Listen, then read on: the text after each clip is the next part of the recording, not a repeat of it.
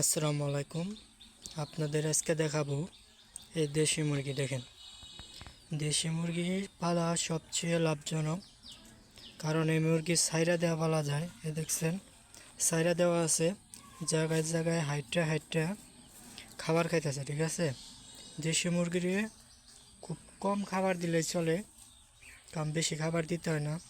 সকালে একবার খাবার দিলে আর বিকালে একবার খাবার দিলে চলে, আর সারাদিন তারাই খাবার সংগ্রহ করে খায়।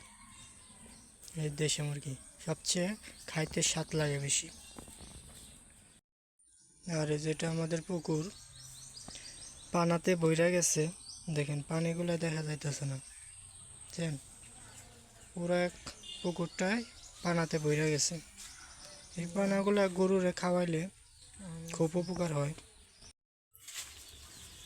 এই দেখেন মুরগিগুলা কত সুন্দর করে খাইতেছে, ঘাস খাইতেছে।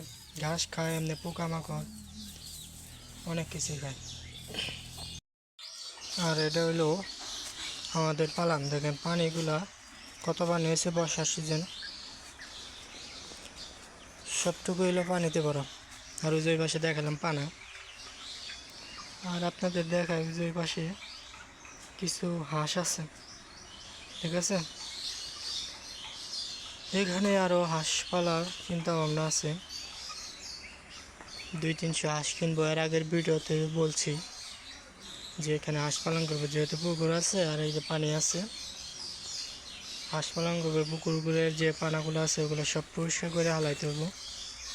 আর এই যে এই পাশে দেখাই যে আমাদের মুরগির ফার্ম। এই ফার্মের ভিডিও অলরেডি অনেকবার আপনারা দেখছেন। এই যে এগেটের বাচ্চা, এগুলো হলো আমান কোম্পানির বাচ্চা। এইগুলো বাচ্চা খুবই ভালো, দ্রুত বৃদ্ধি পায়। ঠিক আছে, দ্রুত বৃদ্ধি পায়, কোনো সমস্যা নেই। আপনারা চাইলে আমানের বাচ্চাগুলো তুলতে পারেন। এইগুলো বাচ্চার সবচেয়ে কোয়ালিটি ভালো। এই যে মাঝখানে একটা চেয়ার দেওয়া আছে, কাঠের চেয়ার। এটা সাধারণত রাতের বেলায় কয়েল ধরিয়ে দিতে হয় যাতে মশা টশা না খায়। ঠিক আছে, মানুষের মতো মুরগিরও কোয়েল দেওয়া হয় যাতে মশা না কামড়ায় বেশি। আর এই যে একটা ফার্ম, 1000 বাচ্চা ফার্ম। এটা আসলে সাধারণত বন্ধ আছে, কারণ অনেকবার লস খাওয়া হয়েছে আমাদের। এই কারণে আর এত রিস্ক নিতে চাই না, এত বড় ফার্মে 1000 বাচ্চা তুলতে চাই না। এই জন্য যে ছোট্ট ফার্মে 200-250-র মতো তুলছি, যাতে আর বড় কোনো অ্যামাউন্ট নিম্ন যাতে লসের সম্মুখে আর না হতে হয়। এটা তুলছি গাছ। কি এক সাইডে বোনা নাকসাল মধ্যে বেড়ে গেছে।